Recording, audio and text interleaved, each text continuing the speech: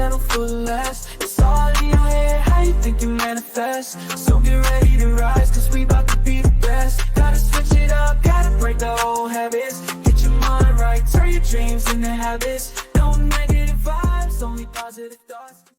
What is up, guys? Welcome to another episode of the Mindset Cafe podcast. It's your boy, Devan, and we are joined today by a special guest, Rob Tracz. He is an entrepreneur, he is a performance coach, and he is also the creator of Prime Performance Coaching.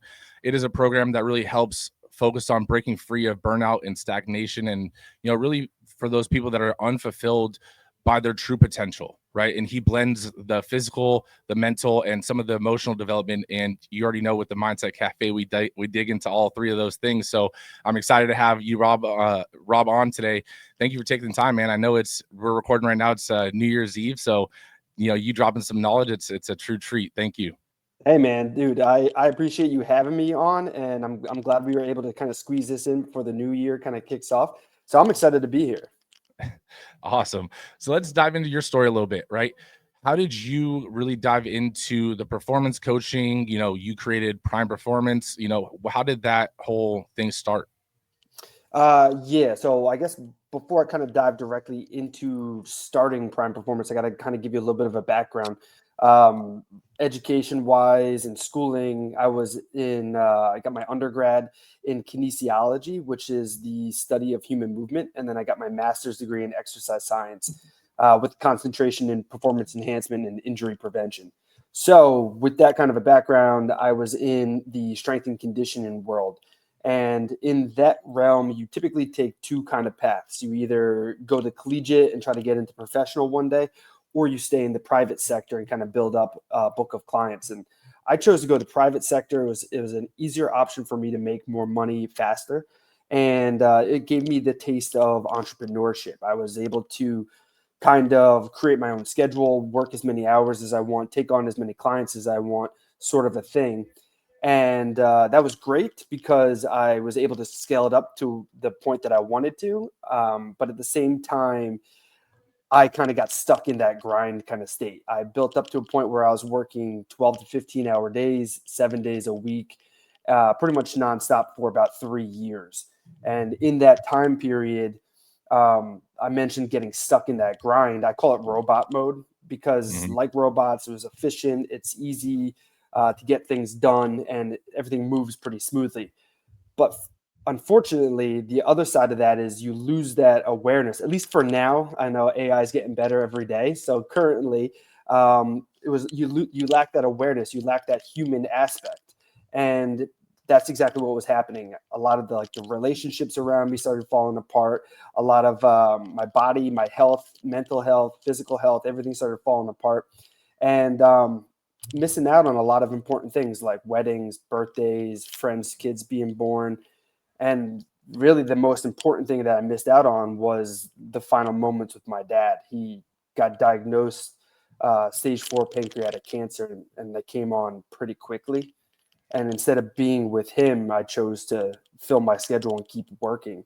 And then that full schedule, it ended up becoming a distraction afterwards. So then for about another year or so, constantly filling it. And until one weekend where I was denied that distraction, I couldn't fill my schedule.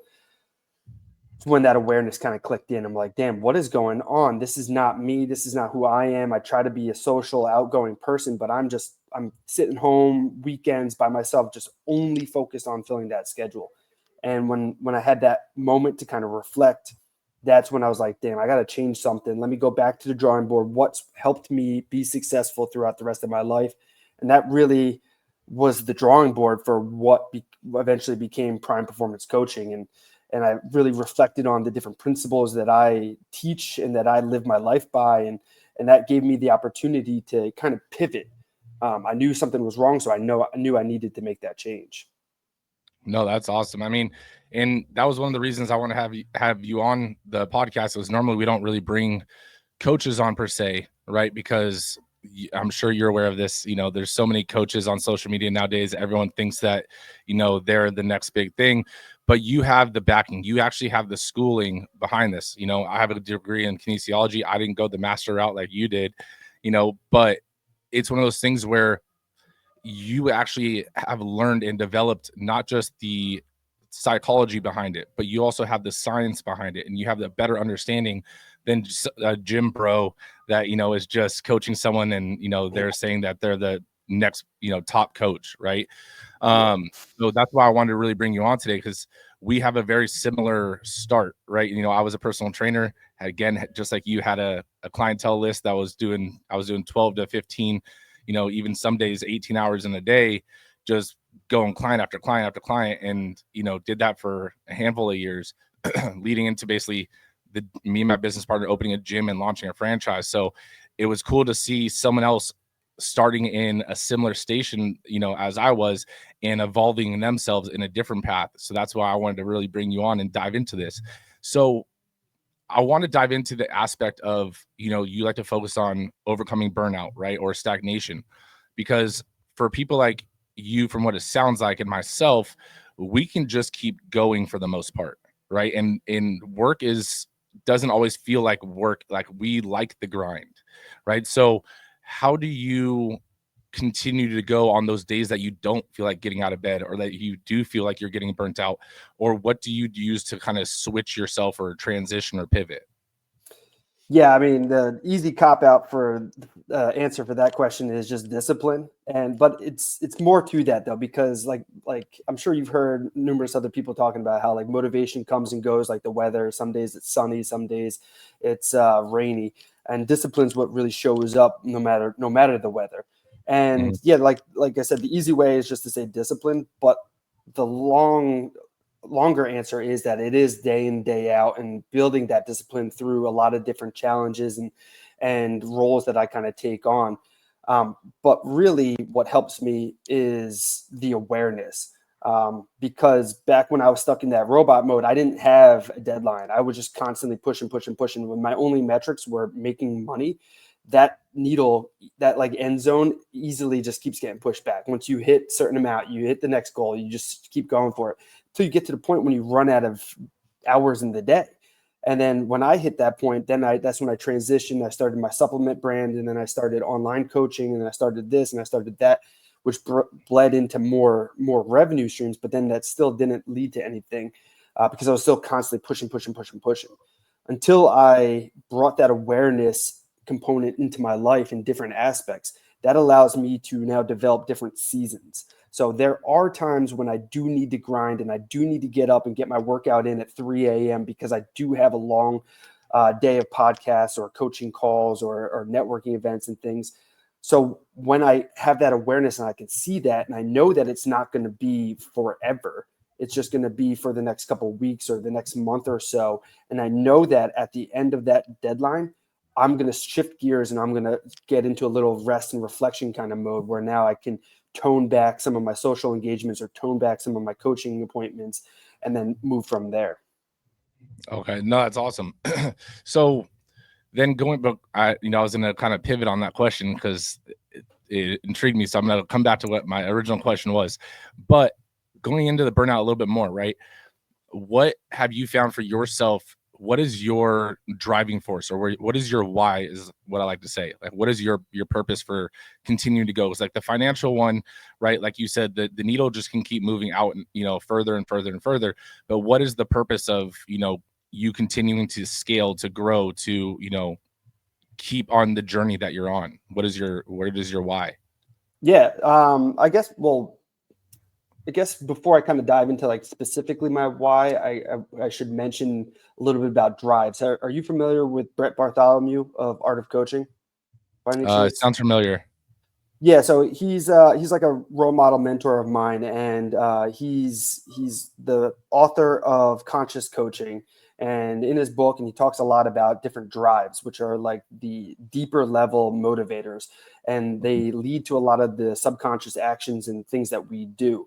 And he has got like a test that you can kind of like take real quick. And when I went through that, I found out that my main drives are adversity. So I really love challenge.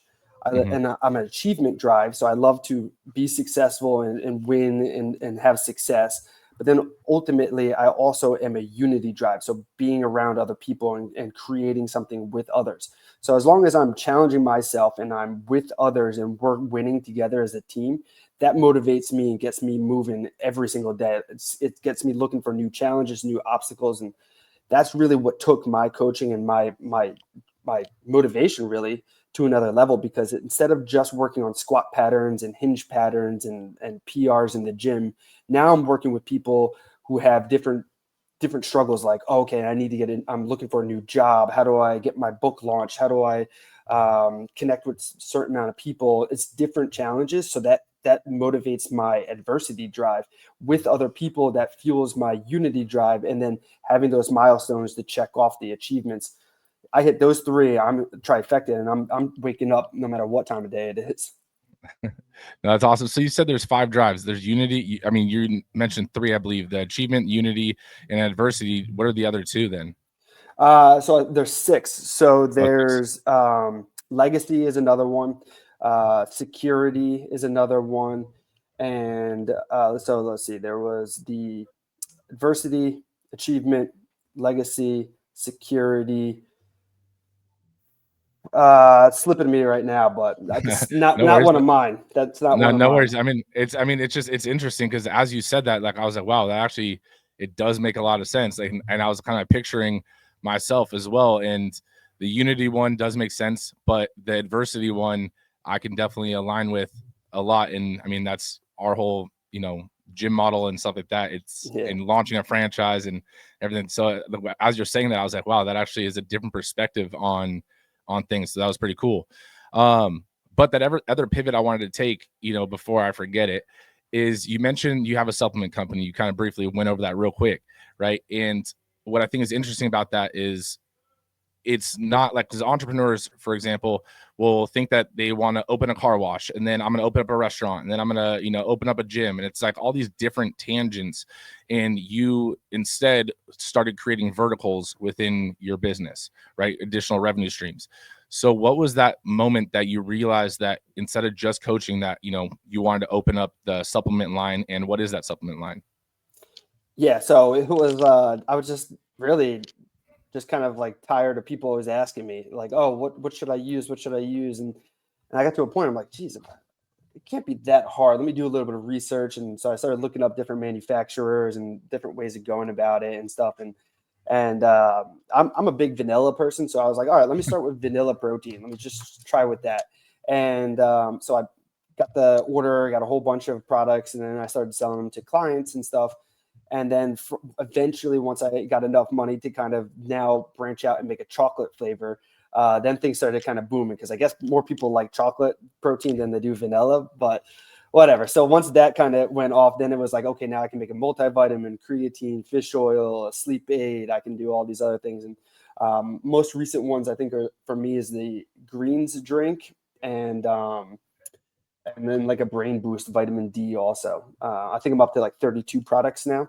Oh, wow. And yeah, I didn't go great. I got to go through a whole rebranding sometime soon once that becomes a higher priority, because for me, it was like my coaching business was TAPS training, and this was just TAPS supplements. So I didn't really kind of dive into anything. So about 32 products, but it's mostly in just like for the fitness athletes kind of world.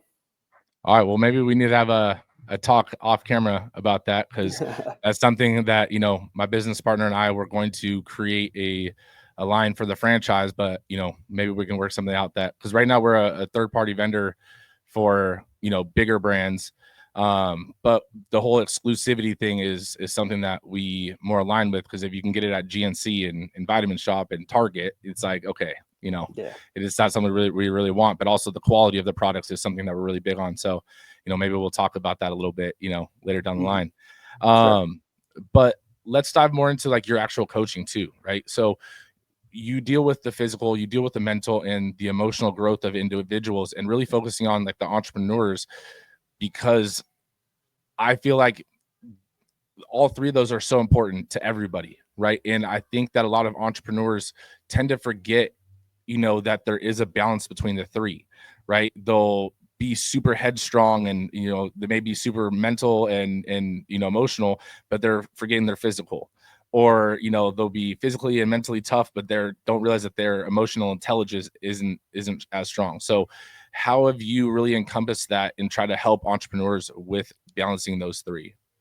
Yeah. So I try to tackle it. I kind of lean into my inner Coach Sanders, Coach Deion Sanders, and I tell everybody, like, working together, we're going to help you look good, feel good, play good. But instead of the play good, I shifted it over to do great things. So really kind of focusing in that first phase there of looking good, we really kind of build up the physical and mental resilience because, as you know, entrepreneurship, there's a lot of ups and downs. And the more level-headed you can be between the highs and the lows too. Everyone always thinks like, oh, I got to handle the lows, but like, you got to be level-head for those highs too. When there are big income months and such, you got to make sure you're not overspending and things like that. But so you want to make sure that you're level-headed and build a good resilience. And the second half of the looking good is your intentional consumption. So not only making sure you're eating right with your nutrition and stuff, but also the kinds of content that you're consuming, social media, the books, the music you're listening to, all these things, they affect your energy levels. And that's what's going to help you show up and continue through those long days. So once you've kind of got you're intentionally consuming and you're moving and feeling good with your resilience, you've got that whole component knocked down on looking good. And then we get into the feeling good, which really comes from knowing who you are, gaining that clarity about where you're trying to get to. What are your goals? What are your foundational values? What lifestyle traits make you unique? And you kind of put all that together with this framework of Pirate's Flag that I kind of run people through. And that helps you really hone in on where you're going, what you're trying to do. So then you can start to make better decisions with your everyday life and help you prioritize certain tasks that might have to get done. And then the other side of that phase is all about efficiency. So now that you know where you're at, where you're trying to get to, it's about optimizing your rules and your routines for everyday life and really making your schedule and your habits align with what you're trying to do. And once you're moving well and you're moving efficiently and you know where you're going, you've got that whole feeling good because you're in line now. And then the final part is that doing great things. And the first thing to do when you're trying to do something great is get around better people. So really bringing up your social support through a framework of a team triangle that I kind of run people through, like who are your mentors, who are your captains, who's the crowd that supports you kind of thing.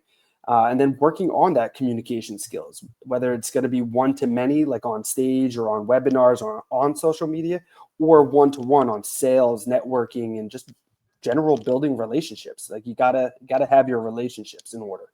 And then once you have your social system all set up, then you kind of bleed into creating your own luck, which is really just preparation and opportunity. And you've got all the other things already done. You've already finished your preparation. You're ready to roll. And now it's just being aware of those opportunities when they pop up and where to look for those opportunities too. No, yeah, you actually mentioned a few things that I wanted to kind of expand on, Sure. right? So because honestly your perspective is really well established on a lot of these areas, but you're saying them and like I get it, but I think that if we dive in a little bit more, like it's gonna leave a super big mental imprint on the audience. So the first thing that you mentioned, right, is clarity, right? And I feel that clarity is kind of overlooked in the entrepreneurship space. How or why do you think that entrepreneurs tend to, or I guess how would you say that entrepreneurs basically lack clarity? Why do you think that is in most cases? Yeah. I would say, so I kind of came up with a concept. I call it shadow success. It's a lot of entrepreneurs kind of get into the whole entrepreneurship world because of flashy cars or whatever they see on social media. And they kind of get into it because of the lifestyle and they're not necessarily sure what they're actually chasing after, kind of like chasing after your shadow. You reach for it, you lunge for it, and it just is always pushing, kind of like back when I was just chasing that financial incentive. And I just kind of kept pushing, and I never really got there until I really sat down and found out like, okay, what is it I'm doing? I hinted at the Pirate's Flag framework that I use. I'll just kind of roll through that real quick if you don't mind. It's It's just an acronym. I'm a big acronym guy. So FLAG, F is foundational values. So what really holds true to you? L is lifestyle traits. What is unique to you? What things do you do? What kind of music, food? What makes you unique? A is your aspirations. What is it you're trying to get to? Where, why, or how? And then G is your growth opportunities. And it's much more intense when you're kind of going through the whole exercise. But when I did this with myself, I realized that like, hey, I'm just chasing all this money incentives for attention because I want to make my friends, I want my friends to think that I'm super successful because, oh, I'm too busy to hang out. I'm busy working and making money. I wanted my parents to be proud of me, like, oh, he's making all this money. He's super busy, blah, blah, blah. And what it was really leading to me was attention. So my parents got divorced when I was super young. So I was always fighting for attention. That bled into sports. The better that I played at sports, the more attention I got. That fed into that. And as I got into that robot mode, I'm thinking I'm getting this sense of attention, but my dad is super sick. So one of the guys who can give me the most attention, that means the most to me, I'm neglecting that and filling it with this false or the shadow success over here. So I'm missing out on what I actually wanted, which was the challenge, which was the unity, and which was the achievements of being successful to people from those drives that I had learned about. So while I'm chasing the wrong thing, like a lot of other entrepreneurs are doing, chasing this shadow success, they're leaving themselves empty. They're leaving themselves drained. That's when burnout starts to come in because they're constantly lunging for that shadow success and failing to achieve it. No, it makes sense. So I do have to ask though, I love the acronym with FLAG, but what's the deal with the pirate part? I'm a big fan of the Pirates of the Caribbean. I used to love those movies. So when I was coming up with the acronym, I was like always watching that or always throwing that on in the background. So I was like, oh yeah, you got to fly your flag, fly your Pirates flag. Okay, got it. I was like, wait, I was like trying to think of why, or I was like, did I miss that? But no, but that makes sense. No, honestly, like that makes a lot of sense, dealing with clarity and stuff. And so diving into the clarity, because you have to have clarity first before you can, the next thing you mentioned was optimization. You have to have clarity before you can optimize anything on what you need to optimize or where you're trying to go. What areas would you say that entrepreneurs should optimize first or look at to see where they need to optimize for maximum impact? Yeah, I mean, everybody's always super busy. Nobody has time to do anything ever. Everyone's always got things going on. But the real answer is if it's a priority of yours, you're going to find time to make it happen. And a lot of times, entrepreneurs, at least the individuals that I've been working with, their priorities are a little misaligned. And I'm actually currently going through a little bit of this too, trying to reorganize my schedule because I'm spending a lot of time in different areas of where they're kind of helping me build a little bit more revenue, but they're stalling me from making the bigger jumps in my revenue. So going into this new year, that's one of my commitments is making sure that I'm leveling up my coaching and making sure that a lot of individuals are getting into the right buckets. So I'm not spending time with people in the wrong buckets or wrong areas. And I think that's really is that like optimizing your habits, your schedule, your routines, these things. And sometimes it's not as easy when you're looking at it just with your typical everyday perspective. So having a coach or having a friend or a mentor or somebody who can kind of give you that other one, or if you can look at it from a different lens, hey, what am I really spending all my time on? Or, hey, how can I be a little more efficient with these things? And it's hard to kind of weigh those answers if you don't have that clarity that we were just talking about, because that clarity is going to direct which priorities matter. Yeah, no, I agree. And I think that most entrepreneurs may know what they should be doing. Like if you were to ask them, like give them their whole situation, but put a different name on it and be like, what should this individual do? They would be able to tell you exactly what they should do. But there's that like Solomon paradox where it's like, we can give the best advice and it's the hardest to take our own advice. So having a coach or having a mentor or someone to give you that reassurance or to kind of keep you on course, definitely can help. And sometimes even just give you a different perspective on a situation. Right. And that's where I want to tie into the next thing you mentioned, which was the networking aspect of it. Because in the last, few years, I realized, in my own life and me and my business partner in the business aspect, like networking plays a bigger role than, I believed when I first started entrepreneurship. Right. And so what would you say that with networking, what is the secret for those that aren't networking to start building meaningful or strategic connections? Yeah. I mean, I'm a firm believer in that, like, collaboration is the new currency. Like, anybody who's got Hmm. that lone wolf kind of mindset where, like, oh, I'm going to do this on my own. Like, there's, what is it? Even raising kids, it takes a village to raise a child. Like, you can't do it yourself. There needs to be other people involved. And if you look at competitors as just straight competition, then it's going to slow you down and you're going to be too focused on those things. But if you look at, somebody told me this, it was, what do they call? They call them niche neighbors.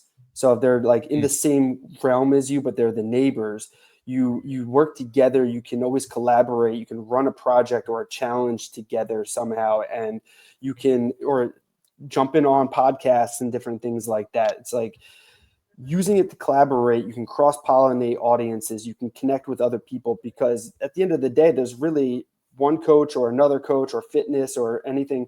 There's not really too much difference. It's these rules that everyone's teaching are pretty much straightforward. It's just the message and the delivery that each person's kind of saying. So, like, I've got people on my podcast all the time who say the same exact thing as me, but they say it in a different way, or they can connect with somebody in a different manner. And if my clients run over to them and seeking from help, then that's awesome. I'd love to team up and collaborate in any way possible, because at the end of the day, if you have that selfish mindset, you're not gonna be able to deliver better product to people, and then that's just going to eat away at yourself in the long run. And in terms of networking and building better relationships, that's where you really got to start. You got to stop, like, showing up to networking events like, oh, who can I sell? Who can I do this? Just go and genuinely connect with people, find a way to relate to other individuals, build a relationship. I love when I go to a networking event, I try to find one or two people that, like, I would like to go to have all you can eat sushi with. If I can find somebody who's cool enough to go sit down and have like 10 rounds of sushi with me, then I feel like I'm doing a great job. And, like, right off the bat, like, they might not buy anything from me, I might not buy anything from them, but if we're connecting down the road, you never know who can connect who with somebody else. So it's all about going in and just showing up and being a better person, I feel like. No, definitely. I agree with everything you just said. And I think that thinking that, like you said, the lone wolf mentality, there's a place and a time for it, right? When you have to wear all the hats, right? In your business, you may not have the ability to network in terms of going to these big events, but that doesn't mean you can't network with the local community, the local other store owners, and so forth. But when you're able to get a mentor or coach, like the way me and my business partner talked about it when we hired our franchisor coach, was this guy already went through it. He built his own franchise, launched it, got it acquired at 400 locations. Like, I want to condense my timeline to success, right? And it's like, why am I going to go through over every single hurdle and obstacle and try to find the answer myself when this guy's already done it? Mhm. So that's what you have to realize with networking, that that can happen not even just from a coach, but also just from someone else in another business, right? It might be a different industry, but they've overcome similar obstacles in different aspects that you can use to help overcome your obstacles. And if you go to these events, like you're saying, don't go there to just pitch, because you're gonna not create any connections, and honestly, you're gonna leave a bad taste in people's mouth. But if you go there and you actually give value, and you, like you said, you may not sell anyone, but you might be able to refer someone that actually needs that business, like that's gonna grow and foster a relationship with that person, who's gonna end up referring people to you in the long run as well, because you actually are genuinely trying to help each other. So I think that's so awesome that you went into that area with it, because I've seen it firsthand, and it is 100% true and fact, right? Yeah.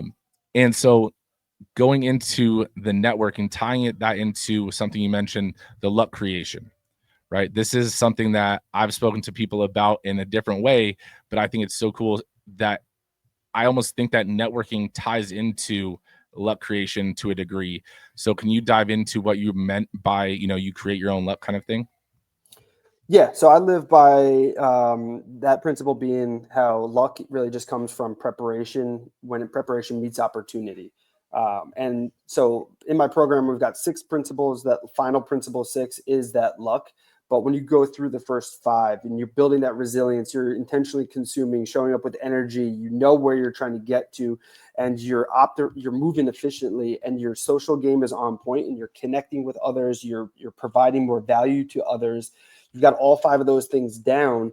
Opportunity starts to pop up, because if you're providing a lot of value to somebody else, they're going to remember you more often than not.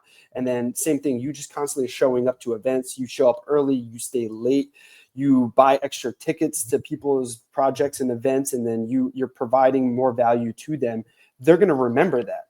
And talking about networking, like going back to the networking, I stopped bringing business cards. I stopped buying business cards a couple of years ago, and I would just show up and like, hey, yeah, we're either exchanging numbers, or like, then I don't think, like, if we don't have that strong enough of a connection, maybe we'll add each other on social media and we can kind of follow along those lines. But people have business cards now, and I'm like, I can't remember who you were. I don't remember this name. Like, unless we make a real connection, we have a good conversation, and I can follow up with that later, it's so much harder. So many people are just constantly just chucking business cards left and right. So having all that preparation, you're operating on the highest level that you possibly can.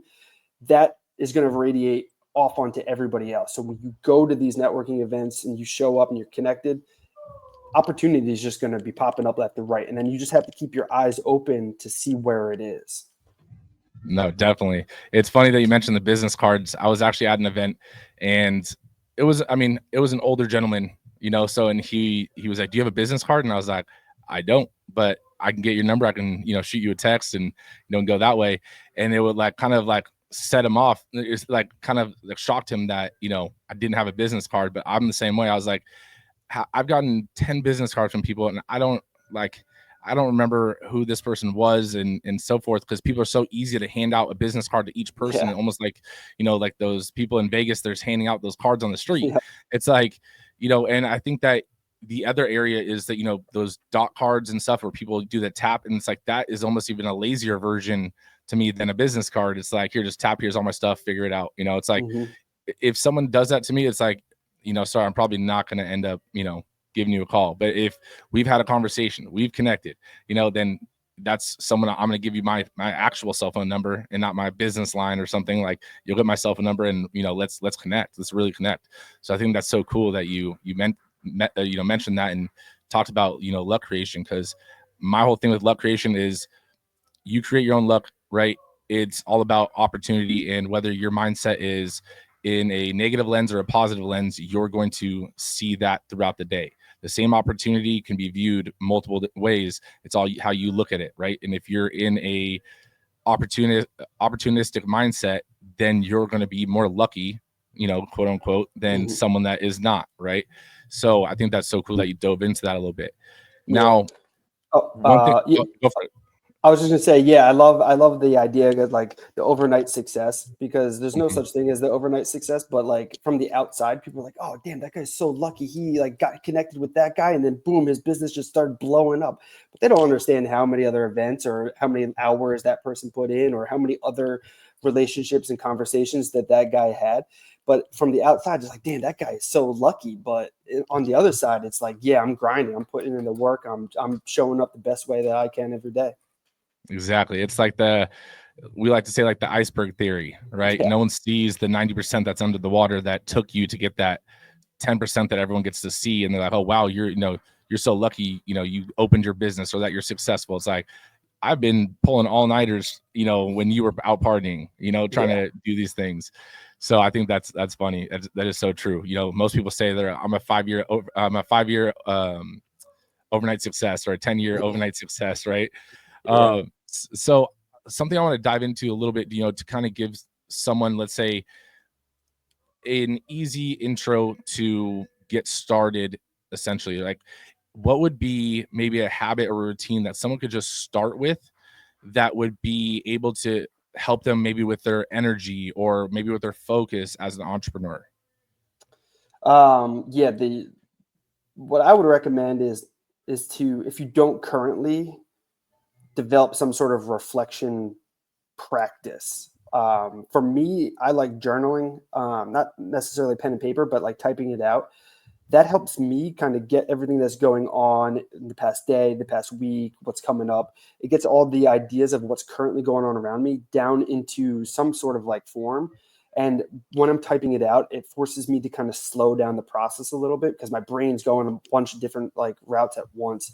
So me developing that consistent journaling practice, or at least some sort of reflection. Some people, it could be meditation, it could be like vlogging or like a podcast or something.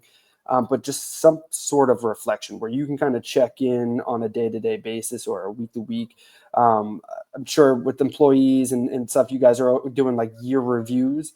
Like do a year review with yourself, but on a much smaller level, like a day-to-day or a week-to-week kind of basis. And then that'll really show you like, okay, what else do I need to do? Like, oh, I've been pretty emotional with a lot of things going on lately with ups and downs. Maybe I need to bring on some challenges to kind of toughen myself up, like maybe like an ice bath or like a cold plunge, or maybe I should try fasting or something to just to bring in a little bit more discomfort into my life. For example, for myself, I felt like things have been pretty smooth lately for myself. So instead of doing the cold blast at the end of the shower, I just keep it on cold and then I just get in. So it's immediately freezing cold. And there's like, it's something silly and small, but it's something I've been doing recently because it's introducing that discomfort into my life. And then when I know I can handle that for a little while, then I'm like, okay, now I'm ready. I'm still on the top. I'm still top of the chain here. I'm still taking on challenges left and right. And down the road, it might switch to something different, but. No, that's funny. I mean, the cold shower one's hard because it's not like a cold plunge where everything's cold at once. It's like you get hit with the water, it's cold, and then when you move, that wasn't cold, but now it's cold again, and it never like just levels out. It's funny. But guys, if you're listening right now, you heard it from him. I've been telling you guys, to make sure you guys reflect, make sure you guys are auditing your day, your week, your month. And so I didn't tell him to say that. So you guys already saw that, someone else is also saying that that is a habit or routine that you should be doing to continue to progress and to, grow yourself. Right. One last question I want to ask, before we kind of wrap up, before the big question. Many entrepreneurs, but many people in general, right, struggle with this work-life balance, quote unquote, right? Because I have my own, saying of it, but I want to get your take on what is work-life balance and what would be strategies you would recommend to fix someone's work-life balance or perspective on work-life balance. Yeah, this is something that I've kind of been going back and forth with for a couple of years, and most for about a year or so now, I've been kind of living at the idea that I don't really know if I believe in a work-life balance. I believe in priorities and different seasons. There are going to be times when you need to make a push and you do need to grind and you need to be okay with those long hours and long work days. And then after, like, when you have that deadline, it's time to reassess, like, okay, do I still have enough juice in me? Should I do another push? Or did that take a toll on me? Do I need to spend a little more time with my friends? Have I been neglecting my spouse and kids and things like that? Like, do I need to go back into changing different seasons? And you don't really know that unless you have that reflection or you have some of that awareness. So in order to have work-life balance, I think it really depends on where you're currently at and what you're looking for. What do you hold as a priority? New year, new me kind of situation right now. And a lot of people are going to be jumping into that grind. And if they lack that awareness, they're going to crash and burn. So I think the work-life balance doesn't really exist. I think it's an idea. And it's ever changing, kind of like life. Life is chaotic. No, exactly. Yeah, that's exactly what my belief on it is. Like, that plus your work-life balance isn't going to be the same as my work-life balance, right? Everyone has their own. It's not like a seesaw where it has to be 50-50 and it's leveled, right? It might be 60-40 today and then, 40-60 the next day. It really comes down to what is the day having in store? What is your goal? What is your clarity on your goals, and you create your work-life balance around that. So I think that's so awesome. Now, the big question, right? I don't like to tell anyone ahead of time because I want the authentic first answer that comes to your brain. Right. This is your legacy wall, right? Rob's legacy wall. And on this wall, you can leave any message you want. for the up and coming generations. It could be for entrepreneurs. It could be for anything, right? And it's a lesson that you've learned along your journey. And what does it say? What is your message? I think it's pay attention to what works for you. Because there's a million ways to skin the cat, or whatever the sayings are. And it's cool to kind of copy somebody else's and kind of use that to get your ball kind of rolling. But I think until you really pay attention to what actually works best for you and is aligned with you and your lifestyle and where you're trying to go, you'll never really kind of break it to that next level, because it's got to be unique to you, and you got to have your own spin on it, and you got to be able to really call it your own if you're trying to create something your own. And I think that's really going to come down into that like whole reflection. So paying attention to what works for you. That's awesome. I like that. Where can people connect with you and learn more about what you got going on with coaching, with supplements, with it all? The easiest place to connect with me is just social media. Instagram and LinkedIn is where I hang out the most. And it's just, my handle is just my name, Rob Tracz. And best place to kind of keep up to date and to pay attention is my podcast over at survivingthesidehustle.com. Perfect. And then all that will be in the show notes, guys. Honestly, Rob, I want to take the time to thank you again, man. That this episode was definitely something that the audience, I know they picked up on. And guys, if you are listening, I know you got some knowledge from this in a different perspective than just listening to me say things. And I mean, I picked up on things like the SIP's driving forces, right? Like there's different perspectives in different areas that you can dive in on these things. So definitely follow him, reach out to him if you want some help. But, make sure you guys share this episode with a friend, right? Don't just hold this knowledge for yourself. Make sure your circle is growing as well. Make sure you guys leave us that 5-star review. And Rob, again, thank you for taking the time, especially on New Year's Eve. Oh, thank you, man. This was blessed. Happy New Year's to you. You too. No negative vibes, only positive thoughts. 'Cause in the game of life, mindset causes shots. Got my mind on the prize, I can't be distracted. I stay on my grind, no time to be slack.